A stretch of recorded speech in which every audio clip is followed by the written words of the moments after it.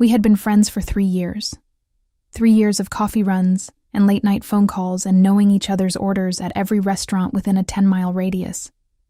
3 years of her laughing at my terrible jokes and me pretending not to notice when she laughed a little too loud, just to make me feel funnier than I was. 3 years, and I thought I knew exactly who Paula was to me. I thought I had it figured out. Filed away, categorized correctly, and shelved in the part of my brain that kept things safe and simple. My best friend. My person. The one I called first when anything happened, good or bad or completely mundane. The one who knew my coffee order, my mother's middle name, the specific way I cry at commercials and pretend I wasn't. I thought I knew her. And then there was that Friday afternoon in late September, when she walked through the door of my apartment with a camping bag slung over her shoulder and a look on her face that I had never seen before, or maybe I had seen it 1,000 times and never let myself understand it. And I looked at her the way I always did, except I didn't. I looked at her the way you look at someone when something in your chest rearranges itself without asking for permission. I'm not sure I can explain the exact moment. I've tried. I've replayed it so many times in my head that I've started to wonder if memory can wear itself out from overuse, like a road walked too many times until the grass stops growing back. But I remember the light. September light in the late afternoon has this specific quality, warm but not heavy, the way summer is finally exhaling, letting go of something it had been holding on to too long. It was coming through the window at an angle that caught the dust in the air and made everything look slightly unreal, like a photograph taken by someone who knew what they were doing. And Paula walked into that light. She had been camping before. She knew what she was doing. She had this quiet confidence in the way she moved when she was about to do something she was good at. Shoulders relaxed, jaw set, eyes already scanning the room for what needed to happen next. She was wearing a flannel I had seen 100 times. Her hair was pulled back the way she always pulled it back when she meant business. Nothing was different. Everything was different. She dropped the bag by the door, looked up at me with that half smile that I had seen so many times I could have drawn it from memory, and said, "You ready for this?" And I said yes. But what I felt, standing there in that September light, watching her smile at me like I was the easy part of her day, what I felt had nothing to do with camping. I just didn't know that yet. Or maybe I did. Maybe that's the part I've been trying to figure out ever since. If you want to hear uncensored, too hot for YouTube stories, check out my Patreon in the description.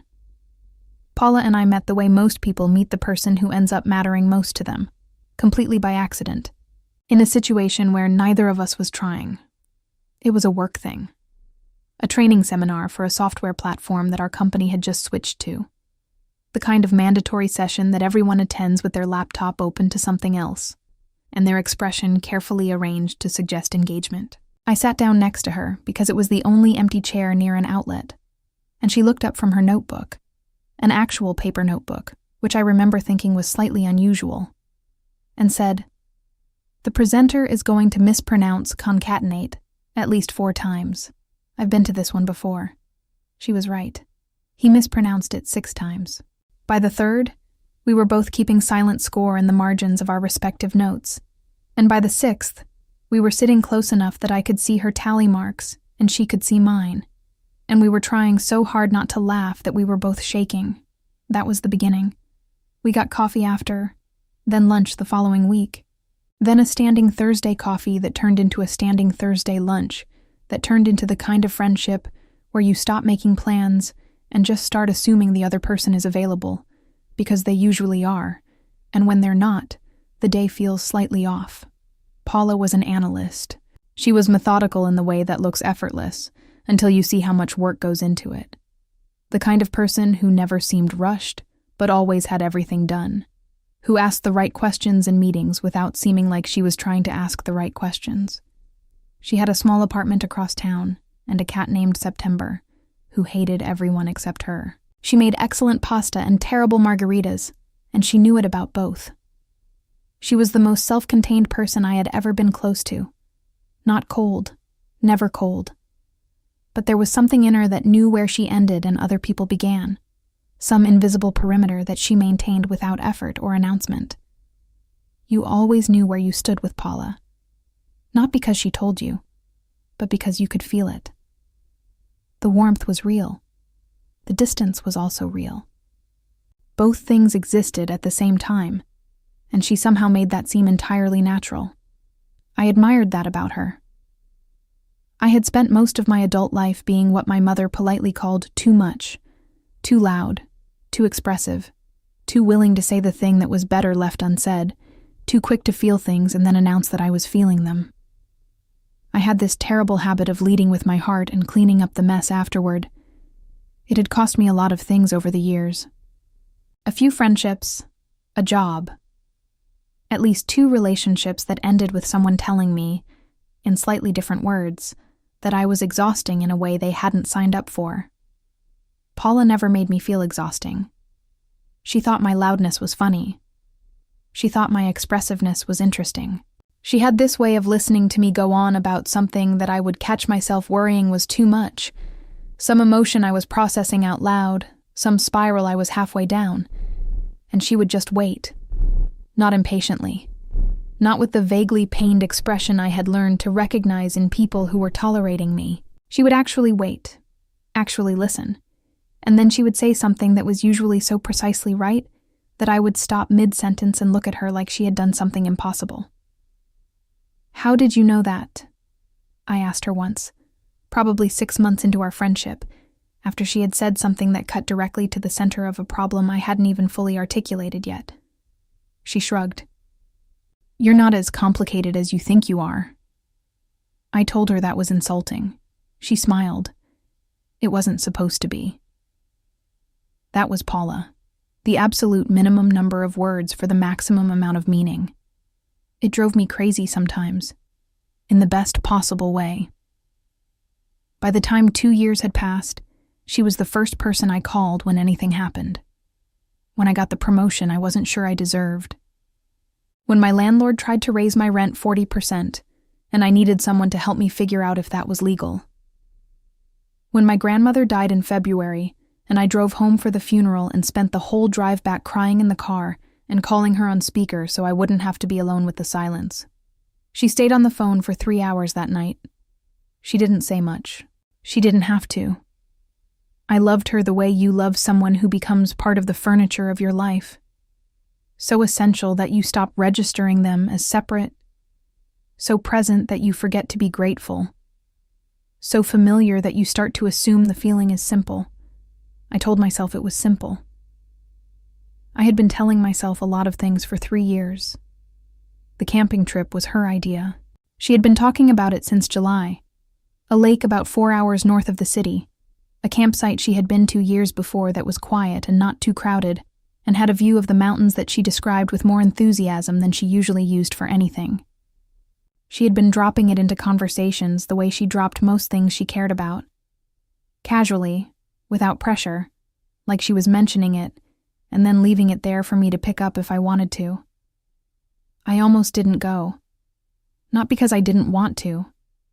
Because I was afraid of something I couldn't name, which is the worst kind of afraid. I said yes anyway. And on that Friday in September, she arrived at my door with a camping bag, and that half smile and the September light coming through the window, and I looked at her the way I always did. And something in my chest rearranged itself without asking for permission. I told myself it was just the light. I told myself a lot of things. The drive up was 4 hours of her playlist, and my commentary, and the specific easy conversation that only existed between people who had been talking to each other long enough that silence didn't need to be filled, but words didn't need to be filtered either. She drove. She always drove when we went anywhere together. I never asked why, and she never explained it.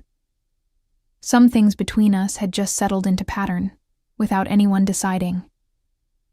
I watched the city give way to suburbs, give way to open road, and tried to remember the last time I had done something like this, left the routine behind entirely. gone somewhere that required me to be present in a way that a Netflix queue did not allow for. I couldn't remember.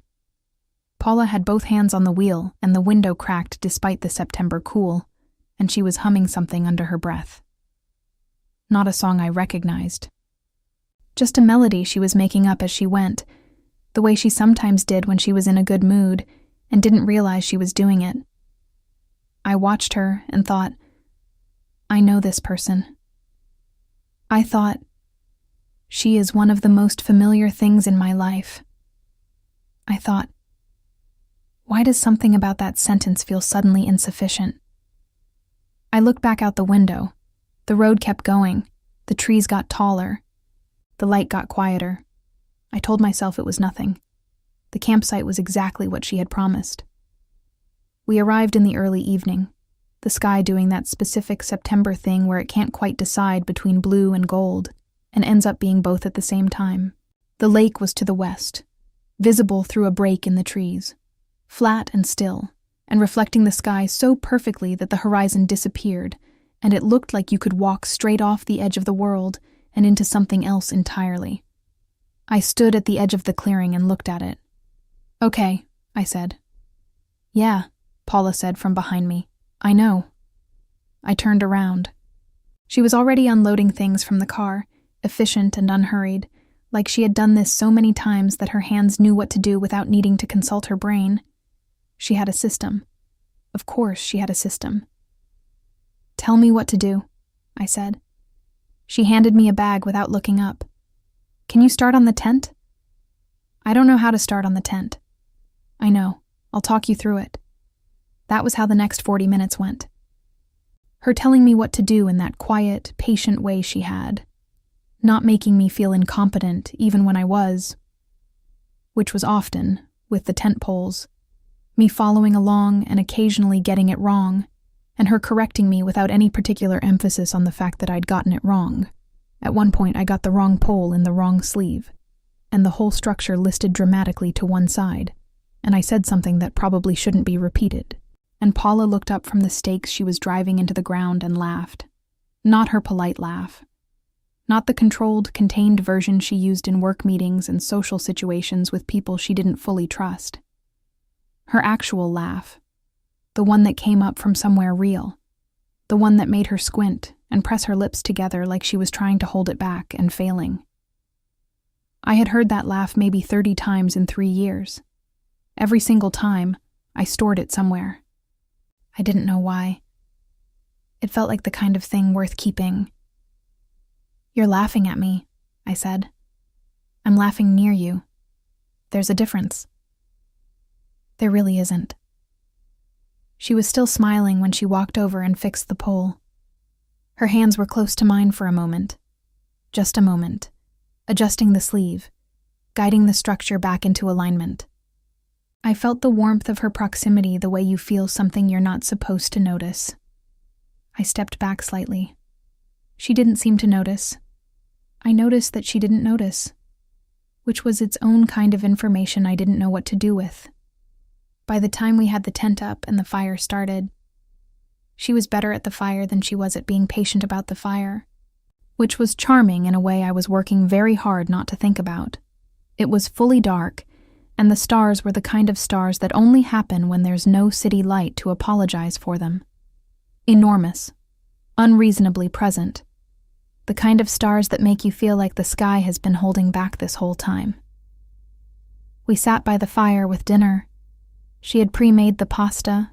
Of course she had pre-made the pasta. And talked the way we always talked, about work and books and the particular absurdity of being alive in this specific historical moment. And I kept doing this thing I had never noticed myself doing before. I kept watching her face, not staring. Nothing that would have registered from the outside as unusual, just noticing. The way the firelight moved across her features. The way she gestured with her fork when she was making a point she cared about. The way she looked at the lake sometimes while I was talking, not because she wasn't listening. She was always listening.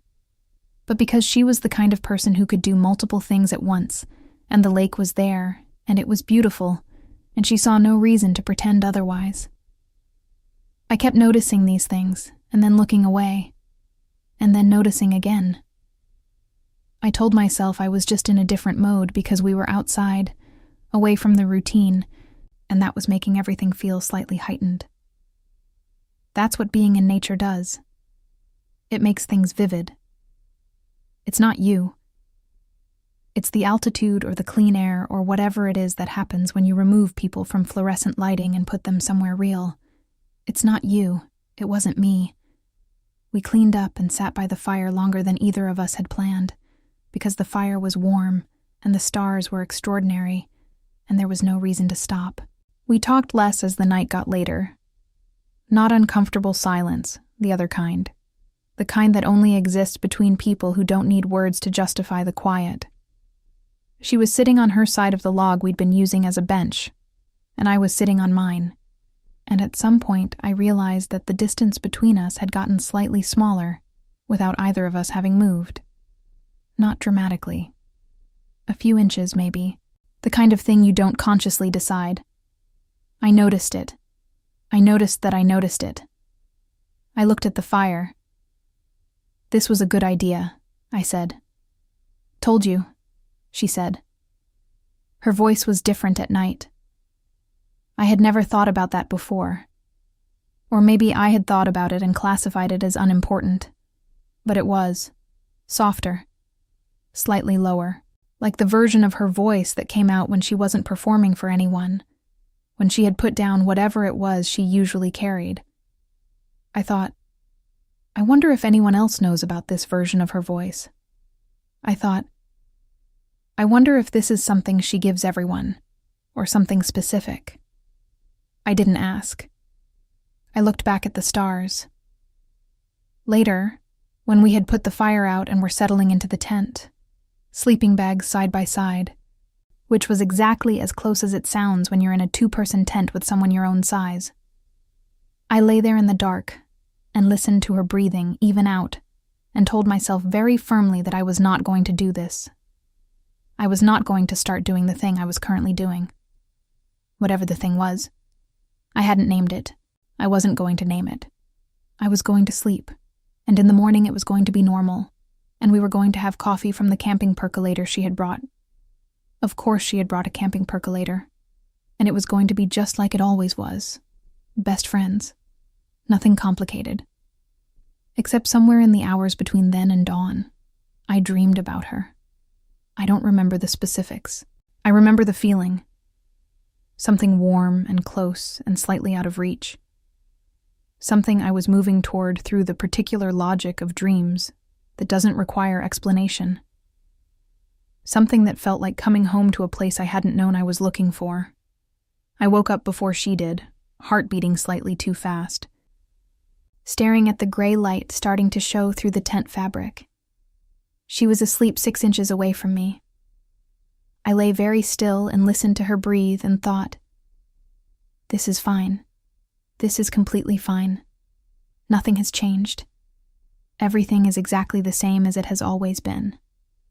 I repeated that to myself for approximately 20 minutes until she woke up and said, "Good morning?" in that night version of her voice because she was still half asleep, and I said good morning back. And something in my chest did the same thing it had done the day before in the September light. Rearranged itself. Quietly. Without asking. I sat up and reached for my water bottle and reminded myself, this is fine. I was a very convincing liar. I had been lying to myself for years.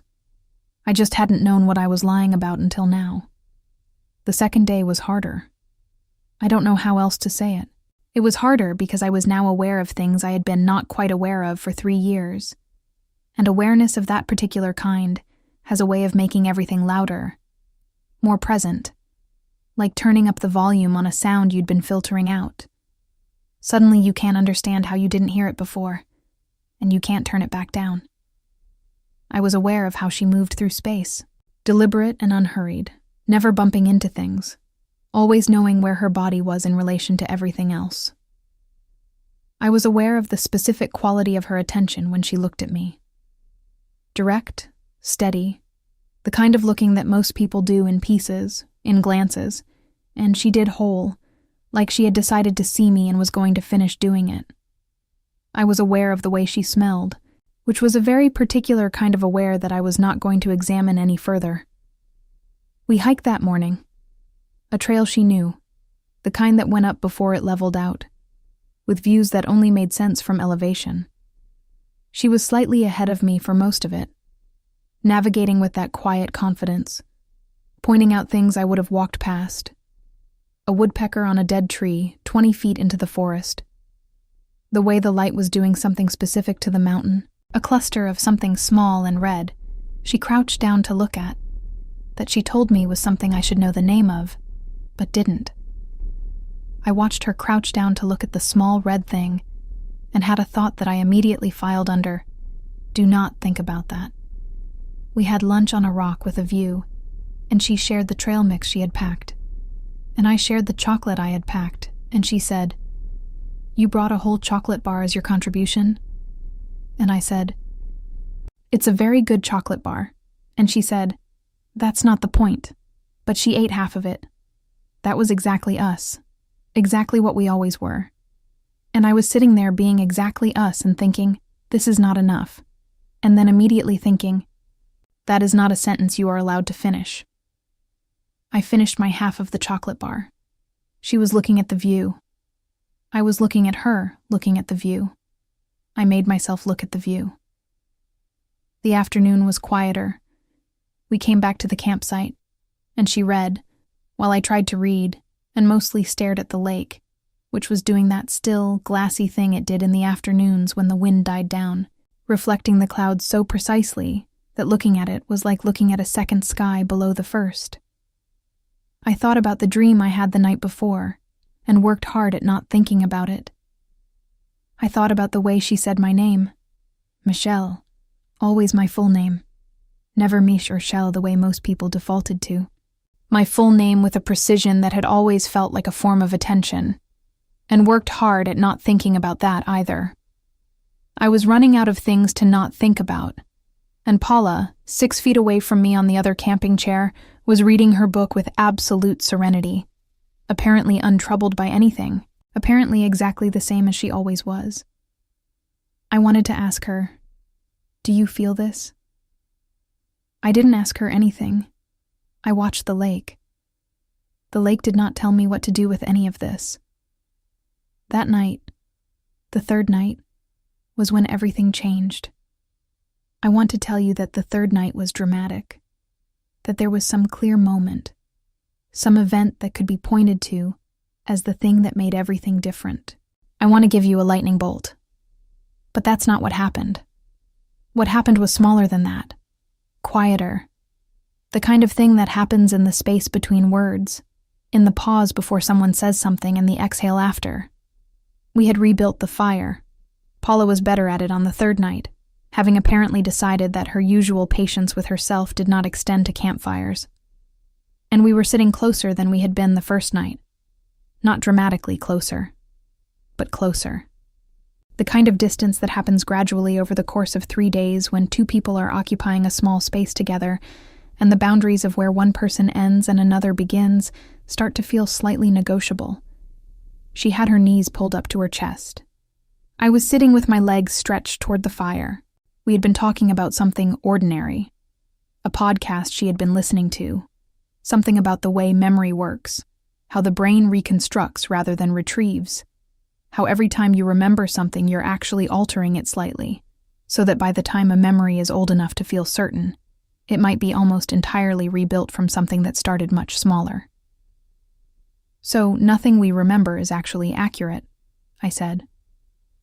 Not exactly. It's more like the emotional core tends to stay stable, the details shift. What you remember about how something felt is probably more reliable than what you remember about what actually happened. I thought about that. That's either reassuring or terrifying, I said. Probably both. She looked at the fire. Why? I don't know. I was just thinking about things I've been sure about. She didn't ask what things. She had this quality. I had always noticed it, always appreciated it, of not pressing, of leaving space, of trusting that if I wanted to say more, I would. Usually I did say more. I was, as established, a person who said more. I didn't say more. I looked at the fire, and then the thing happened that I keep coming back to. The thing that is both entirely ordinary and completely impossible to explain away. She laughed at something I said. I don't even remember what. Something small. Something that shouldn't have required any particular warmth. And she laughed with her whole face, the real laugh, the one I'd catalogued 30 times. And then she turned to look at me, and for a moment, she just looked. Not the way she usually looked at me. Or maybe exactly the way she usually looked at me, and I had never let myself understand what that meant before. She looked at me like I was something she was glad existed. Like I was something she had been looking at for a long time and had not decided what to do about. And the silence between us lasted 1 second too long. 1 second, maybe 2. And then she looked away, back at the fire, and the silence broke naturally into the next thing she said, which was something completely normal about whether we needed to add another log, and I said yes, probably, and she got up to add it. I sat very still. My heart was doing something I could feel in my throat. This is nothing, I thought. This is everything. Some other part of me thought. The part that I was less in control of and that I liked less because of it. She came back and sat down. We talked about other things. But the air had changed. I could feel it the way you can feel a change in pressure before a storm. The way the atmosphere rearranges itself in the hours before everything opens up. Something was different. Something was present in the space between us that I was not certain how to name, and was very certain I should not name. Because naming things made them real, and real things had consequences. And I was not ready for those consequences. I had built something very careful over 3 years. A friendship that was the most important relationship in my life. A person who had become the furniture of my existence. And I was sitting by a fire in the dark, feeling something that threatened to undo the whole careful structure of what I had built, or what I thought I had built. And I was not ready. I am not a ready person. I have never been a ready person. I come in hot and figure it out as I go, and mostly that has worked out. But this particular thing, with this particular person, this was the one thing I could not afford to figure out wrong. So I said nothing. I watched the fire. She added the log, and the fire got bigger, and the light changed, warmer and more orange. And it caught the side of her face in a way that I was going to remember for a very long time whether I wanted to or not. We talked until the fire got low, and then she said, quietly, not looking at me, "I'm going to say something." I felt my entire body go still. "Okay," I said. She picked up a small stick and turned it over in her hands the way she did sometimes when she was working out how to say something. This gesture I had noticed before. The way her hands needed to be occupied when her brain was sorting through something. "I've been trying to figure out the right time," she said. "I'm not sure there is one. I'm not sure that's how it works." I said nothing. I waited. I was very good at waiting in that specific moment, because I was afraid of what she was going to say, and I wanted to hear it so much I couldn't breathe. She looked at the fire. "I think I've been in love with you for a long time," she said. "I'm not sure when it started. I've thought about that a lot, and I honestly can't find a beginning. It might have always been there. I think it might have been there the first time I met you, and I just didn't know what to call it yet." The fire crackled. Somewhere in the trees something moved. A bird maybe, or just the wind. The trees shifting in that particular way they do at night when everything is quiet enough to hear them. I didn't say anything. Not because I had nothing to say. Because I had too much to say. And the wrong word in the wrong order would ruin something I didn't know how to protect, except by being silent. "You don't have to say anything," she said.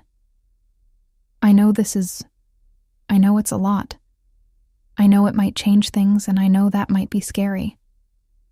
I've been carrying this for a long time, and I'm tired of being careful with it. I looked at her. She was still looking at the fire. She had told me the most important thing she'd ever told me, and she was looking at the fire because she was afraid to look at me. Paula, who was always steady, who always knew where she stood, who had never seemed like someone who was afraid of anything. She was afraid. And something in me, the part of me that came in hot and led with her heart, and could never quite learn to be more careful, that part of me looked at her being afraid and felt something enormous open up in my chest. But the other part, the part that had spent the last 3 days telling itself very firmly that it was not going to do this thing it was very obviously doing, the part that had been protecting something for 3 years without knowing exactly what it was protecting, the part that was terrified of being the kind of person who destroyed a friendship because she felt something she couldn't manage. That part froze. That part said, "You are not ready for this." That part said, "If you say the wrong thing, if you feel this and then change your mind, if you are not absolutely certain, you could hurt her in a way that cannot be undone." I said, very quietly, "Paula." She finally looked at me. I wanted to tell her. I wanted to say, "I know. I've been trying not to know for the last 3 days, and I think I've been trying not to know for 3 years. And I looked at you in the September light yesterday, and something in me rearranged itself and hasn't gone back." I said, "I don't know what I feel." She held my gaze for a moment. Her face was very still. Not hurt. I would have known if it was hurt. Controlled. The way she got when she was processing something that required her to be careful with herself. "That's okay," she said. "It's not nothing," I said. "I want you to know that. It's not nothing." She nodded slowly. "Okay. But I'm not sure. And I'm scared of telling you something that isn't the whole truth yet, because you deserve the whole truth. You deserve someone who is sure." She looked at the fire for a moment. "I know," she said. That was all she said. We sat by the fire until it went out, and then we went to sleep, and I lay in the dark 6 inches away from her, and listened to her breathe and felt like I had both done the right thing and made the biggest mistake of my life. I didn't know which was which. I still don't. The drive home was different, not painful, nothing so direct. But different in the way that things are different after something real has been said, when the air itself feels slightly altered, when the silence between 2 people is carrying more weight than it used to. She still drove. I sat in the passenger seat.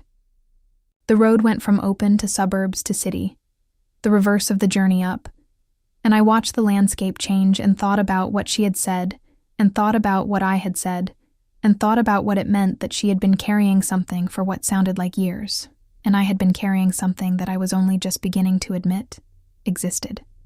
We talked. Normal things. The kind of conversation that exists between 2 people who are both being careful and both pretending not to be. It wasn't strained. We were too practiced at talking to let it be strained. But it was careful, and we both knew it. And neither of us mentioned the thing that was making it careful. She dropped me off at my apartment. "Thank you," I said, "for taking me. It was really good." "Yeah," she said. "It was." I looked at her. She looked at me. "Michelle," she said. "I know," I said. I wasn't sure what either of us meant by that. I got out of the car and went inside and sat on my couch in my unchanged apartment and thought about the camping trip and the stars and the fire and the way she had said, "I think I've been in love with you for a long time." And I thought, I don't know what I feel. And I thought, that was a lie. Not entirely. Not maliciously. But a lie in the way that things are lies when you know the truth, but the truth terrifies you, and the not knowing feels safer, even when it costs something, even when the cost is someone else's certainty hanging in the air, waiting for you to meet it. I sat on my couch. The apartment was very quiet. I thought, she told me the truest thing she knew how to say. And I told her that I wasn't sure. I thought, I wonder which of us is actually the braver one. I thought, I think it might be her. But before we go further, if you made it to this point, it's because something about this story is touching something real in you. That feeling of knowing, actually knowing, and still not being able to say it. Still holding back, even when the door is open. So if this is landing, hit that like button. It helps me keep bringing you stories that feel like this. And if you're not subscribed yet, subscribe now and turn on the bell. That way YouTube lets you know when the next story drops. Now I want to ask you something in the comments. Have you ever been in a moment where someone handed you exactly what you wanted, and you were so afraid of it that you almost let it go? What did you do? Tell me. I read every single one. And tell me, what city are you watching from? I'll drop a heart. Now, back to Michelle and Paula. She texted me 3 days after the camping trip. Not about the camping trip. Not about what she had said or what I had not quite said. Just a regular text, a link to an article about something we had talked about. The kind she sent every few days. The kind that was part of the language of our friendship. The shorthand for, I'm thinking about something, and you're the person I want to think about it with. I read the article. I texted back. And we kept going. That was the thing that I hadn't anticipated. Not the conversation by the fire, not even the drive home, but this. The afterward. The way our friendship simply continued. The way two people who had said something enormous to each other and received something incomplete in return could still send links and reply to them and talk about other things and see each other for coffee the following Thursday, like the shape of everything wasn't different now. She never brought it up again. Not because she had forgotten. I knew that. Paula forgot nothing. She had the kind of memory that was precise and quiet and stored things carefully, the way she stored most things, useful and accessible and not on display unless she had a reason to retrieve them. She didn't bring it up because she had said what she had to say. She had done the thing she said she was tired of not doing, and now it existed in the world, and what happened next was mine to determine. She was giving me time, or she was giving me distance, or both. She was being more patient with me than I deserved. I knew that. I didn't know what to do about it. The problem, the actual problem, the one underneath all the smaller problems, was that I had a story about myself. The story was, I am a person who does not know how to be loved quietly. I am too much for most people. I come in hot and lead with my heart, and the people who stay are the ones who find that charming, and the people who leave find it exhausting. And I have learned to accept the ratio. And Paula had never made me feel like too much. That was part of what I loved about her. That was the word, love, I was going to say it, even just to myself. That was part of what I loved about her. She thought my expressiveness was interesting. She found my loudness funny. She had stayed when others left. But she had also stayed quiet for years.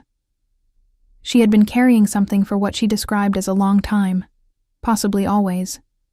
And she had never said it until she was sitting by a fire in the dark in the mountains, and the walls came down enough to let it out. And I had spent 3 years being so certain about what we were, so sure I had correctly identified the shape of this relationship, so comfortable in my story about it, that I had missed the thing that was actually there. What did that say about me? What did it say about the story I had been telling? I didn't know how to answer that. So I did what I always did when I didn't know how to answer something. I talked to someone else. Her name was Dana, and she had been my friend since college. And she was the kind of friend who told you the truth, even when you were hoping she wouldn't. She was visiting from Portland for a weekend in October, and we were sitting in my kitchen with wine and the remains of dinner, and I told her the whole thing. She listened. She was a good listener, though less patient than Paula. She had this habit of making small sounds while you talked, a slight or an exhale that let you know where you were landing. I watched her face while I talked, and felt the story settle differently as I said it out loud. When I finished, she was quiet for a moment. "Michelle," she said. "Yeah." "How long have you been in love with her?" I opened my mouth to say I wasn't sure. I closed it.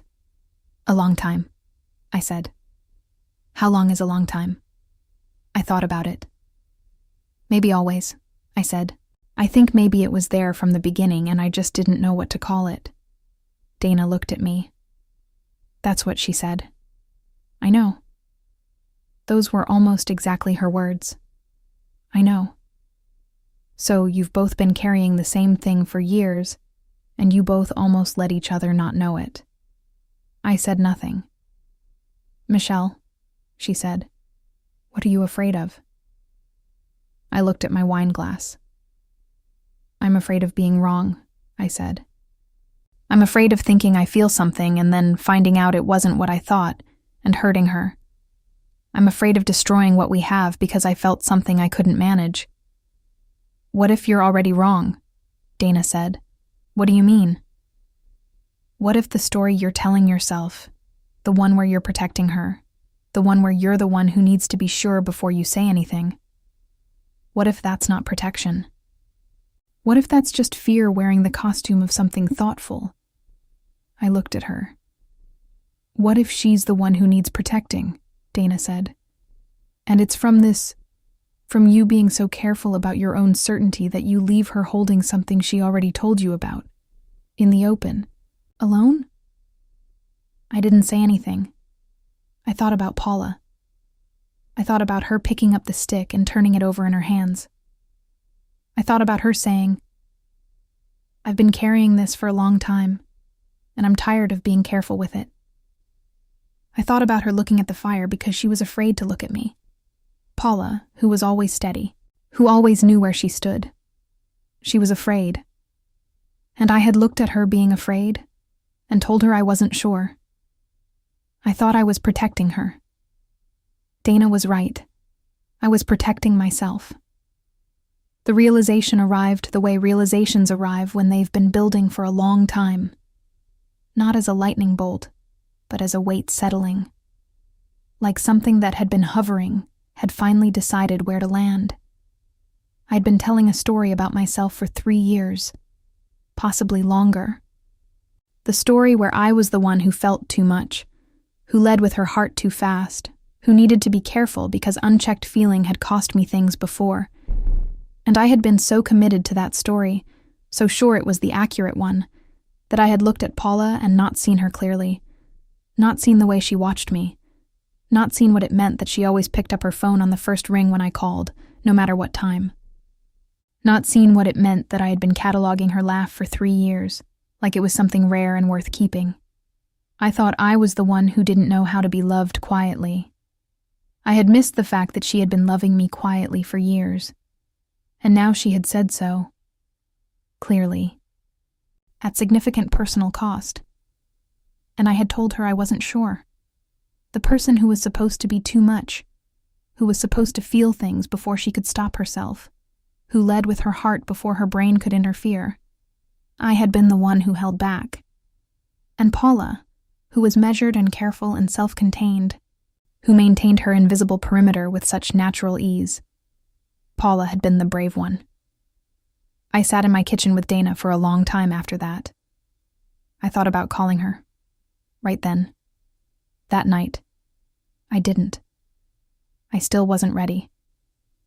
But the story had changed. The story about who I was and who she was, and what had actually been happening between us for 3 years. It had changed. And I had something I needed to say. The week after Dana's visit, I called Paula. Not with a plan. Not with a speech. Not with the organized, prepared version of myself that I had been trying to locate for the past month. I called her because I was done waiting to be ready. She picked up on the second ring. "Hey," she said. "Hey," I said. "Can we talk?" A pause. "Of course," she said. We met at the park near my apartment. Not because the park was meaningful, or because I had chosen it for any symbolic reason. Because I needed to be outside, somewhere with air, somewhere I couldn't pace a track in my own kitchen. She was already there when I arrived, sitting on a bench with her coat zipped against the October cold, watching a dog do something enthusiastic in the distance. She looked like herself. She always looked like herself. That was one of the things about her. She was always entirely present in her own body, always entirely herself, never performing a version of herself for the context. I sat down next to her. She didn't say anything. She waited. I looked at the dog. "I've been thinking about what you said," I said. "I know," she said. "I want to tell you something. About what I said after." She was still. "When I said I didn't know what I felt," I said, I was telling a version of the truth. I was telling the version I thought was protective. I thought I was doing the right thing by being honest about my uncertainty. But I've been sitting with it for a month, and I've been talking to people, and I've been doing that thing I do where I think so hard about something that I make it more complicated than it needs to be, and I need to stop. I turned to look at her. She was looking at me. "I've been in love with you," I said. "I think for a long time. I think maybe from the beginning. I think the reason I didn't know what to call it for 3 years is that I had decided I understood what we were, and I wasn't willing to look at it differently because the thing we were was the most important thing in my life, and I couldn't afford to get it wrong." She said nothing. "I was afraid of feeling this and being wrong about it," I said. "I was afraid of telling you something that wasn't the whole truth. But the truth is that I have been carrying this, some version of this, some form of this, that I have been calling something else, for 3 years. And you told me you had been doing the same thing. And instead of recognizing that, instead of understanding what that meant, I sat by a fire and told you I wasn't sure. My throat was tighter than I expected. And I am sorry," I said. "I should have said this a month ago, by the fire. I should have been the one to say it first." Paula held my gaze for a long moment. She was doing that thing she did, the whole looking, the one that didn't break into pieces, seeing me. And then she said, "You did say it first." I blinked. "What?" "Not in words," she said. "But you. You said it first. 3 years ago, every time you called me at 11 o'clock because something small had happened, and I was the person you wanted to tell first. Every time you laughed at something I said and then looked at me for a moment longer than the laugh required. Every time you showed up, not for any big reason, just because I was there, and you wanted to be where I was." She looked at the dog, still enthusiastic in the distance. "I knew," she said. "I'm the one who said the words first, but you said it first."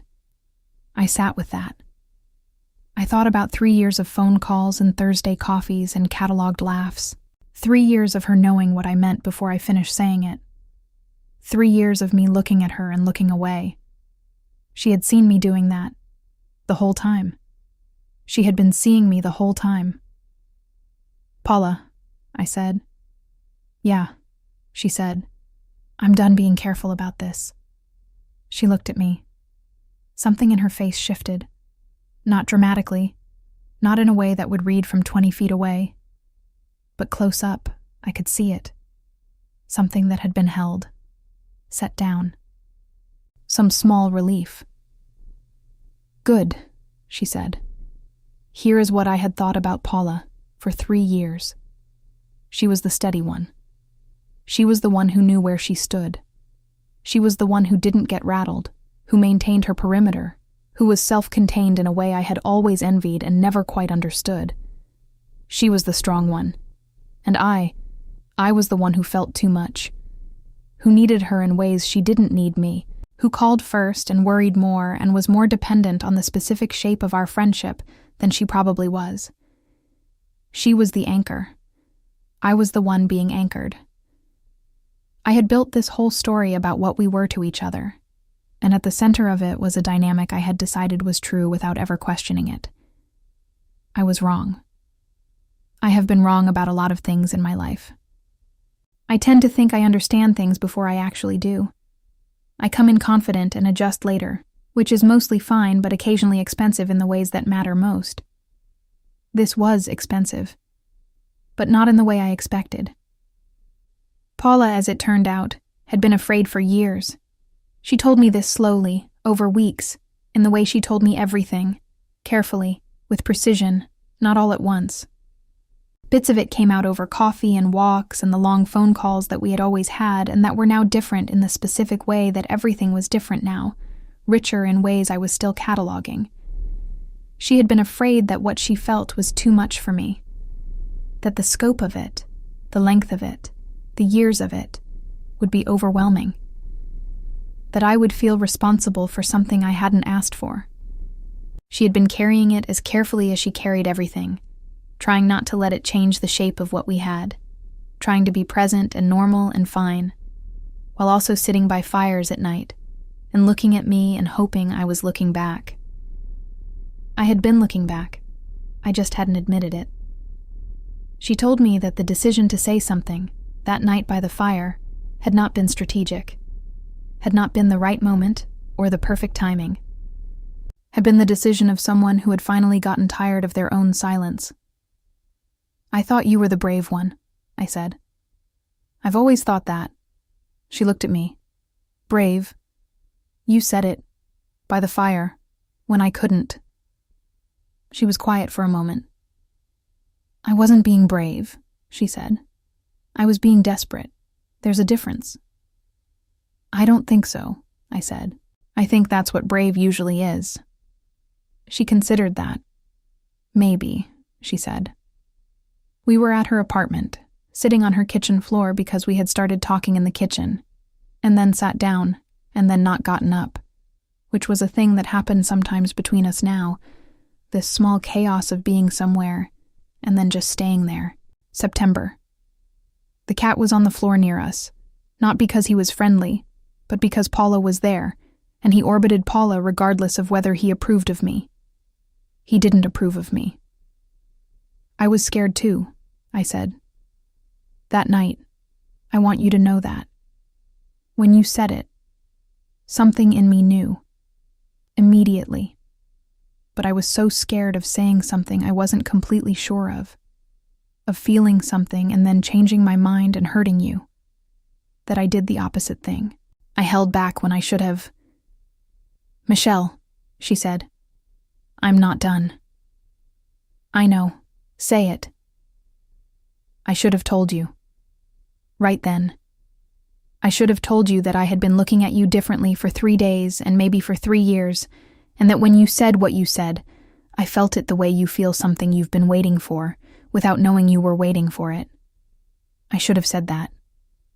She held my gaze. "Why didn't you?" she asked. It was not an accusation, just a question. Paula asked questions the way she did everything, directly, without performance, wanting the actual answer. "Because I've always been the one who felt too much," I said. "That's been my story about myself for as long as I can remember. The one who leads with her heart, who says too much, who loves too loudly.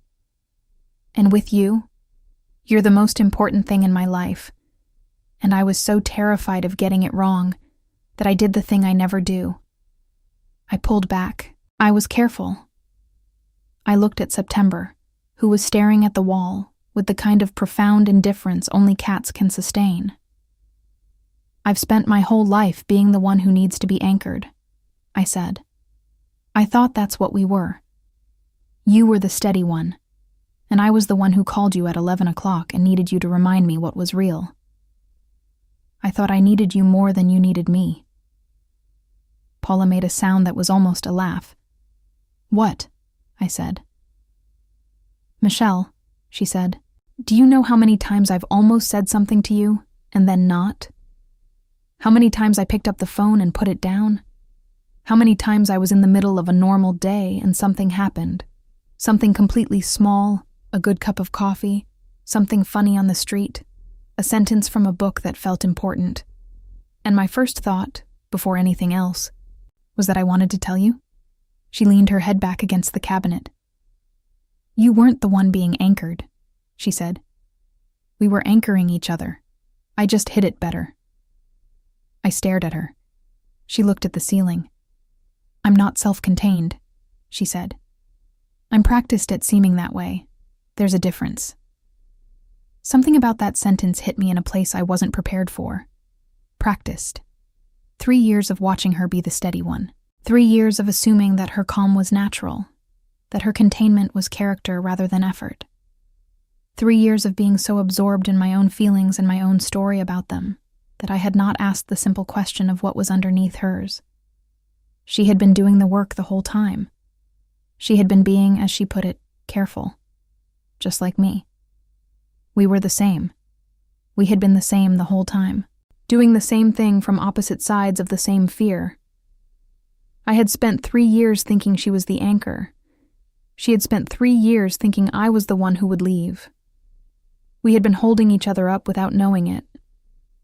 I felt something give way in my chest. Not breaking. The opposite. Something that had been held too tight for too long finally letting go. Hey, I said. She looked at me. I'm not going anywhere, I said. She held my gaze. I know, she said. And for the first time since I had known her, since all those years of watching her be steady and contained and self-sufficient, I saw something in her face that she had never let me see before. Relief. Pure, uncomplicated, 3 years in the making relief. She reached over and took my hand, and we sat there on her kitchen floor with September ignoring us and the October dark outside the window. And I held on to her and thought, this is what I missed. Not the feeling. I had felt it for years. What I missed was the understanding.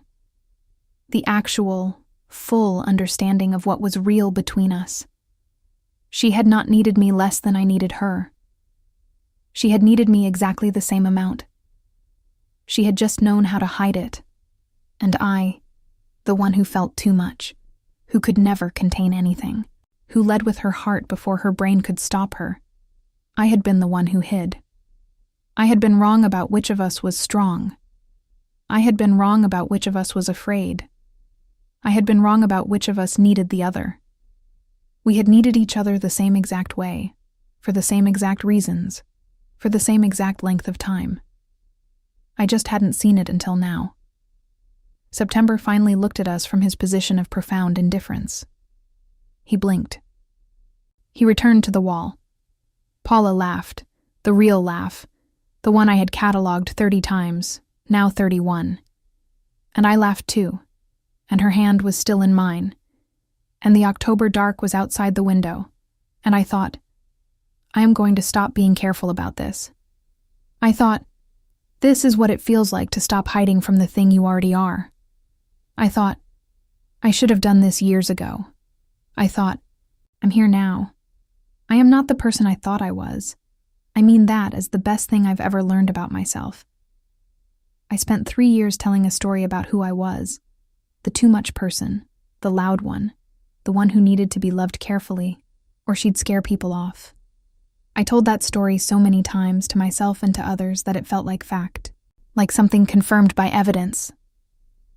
And then Paula picked up a stick by a campfire and told me the truest thing she knew how to say, and slowly, not all at once, not in a lightning bolt, but slowly, the way things actually change. I started to see the story differently. I hadn't been too much. I had been afraid. And sometimes the people who seem the most self-contained, the most anchored, the most steady, they're afraid too. They're just better at not showing it. They've practiced longer. The bravest thing either of us did had nothing to do with who said the words first.